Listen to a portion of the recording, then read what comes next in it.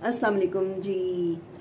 क्या आपका बच्चा रात को कम सोता है, टांगे मारता है, सोने नहीं देता, नींद पूरी नहीं करता, ना बेचैन रहता है और सुबह उठकर भी तंग करता रहता है?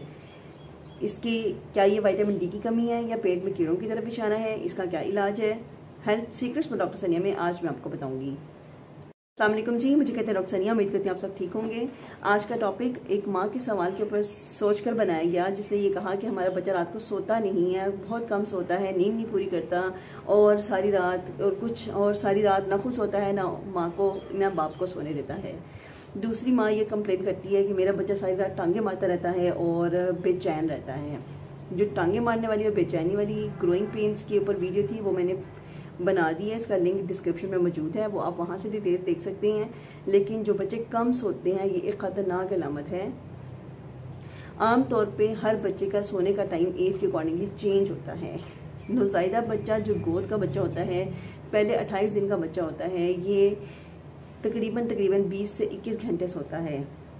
1 साल तक के बच्चे में ये टाइम ऑटोमेटिकली कम होता रहता है।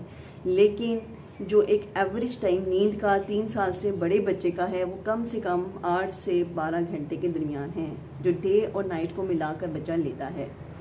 अब वो माइंड जो ये कहती हैं कि हमारा बच्चा रात को सोता नहीं है या कम सोता है, उनको किन पॉइंट्स को देखना है और कौन सी ऐसी मेडिसिन है जो उनकी स्लीप साइकिल को रेगुलर कर सकता है, वो मैं अभी आपको बताऊंगी।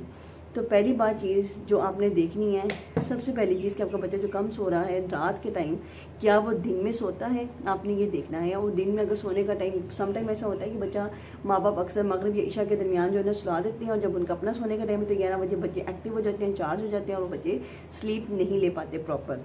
और जब माँ थकी हुई हो या बाप थका हुआ तो उनका ऐसा फील होता है,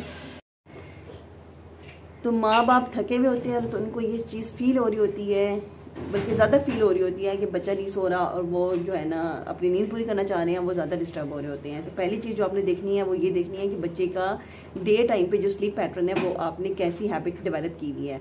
दूसरा जो पॉइंट आता है जिसके ऊपर सोचना होता है कि जो बच्चे रात को कम सोते हैं उसकी एक बहुत बड़ी वजह ये होती है कि बच्चे भूखे होते हैं, खाली पेट होते हैं, दूध से उनकी खुराक पूरी, वो बार बार उठ ही इसलिए होते हैं कि उनको भूख लग रही होती है। तो काइंडली आप लोग मेक श्योर करें कि बच्चे को सुलाने से पहले आप उसको एक अच्छी डाइट दें। अब वो डाइट क्या है, उसके लिए डाइट चार्ट बनाई हुई है, वीडियोज़ बनाई हुई हैं, लिंक डिस्क्रिप्शन में मौजूद है, आप जाकर उसे देख सकते हैं।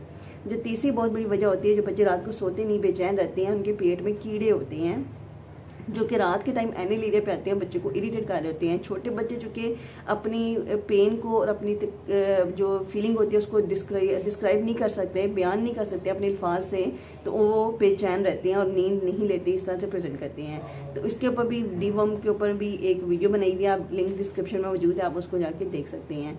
जो चौथी वजह रात को कम सोने की होती है वो है बहुत बड़ी वजह विटामिन डी की कमी। तो विटामिन डी जो है वो जहाँ पे आपकी बच्चों की ग्रोथ के लिए बहुत ज़रूरी है, वहाँ पे स्लीप पैटर्न को रेगुलर करने के लिए बहुत ज़रूरी है। तो काइंडली आप इसको विटामिन डी की डेफिशिएंसी के लिए चेक कराएं।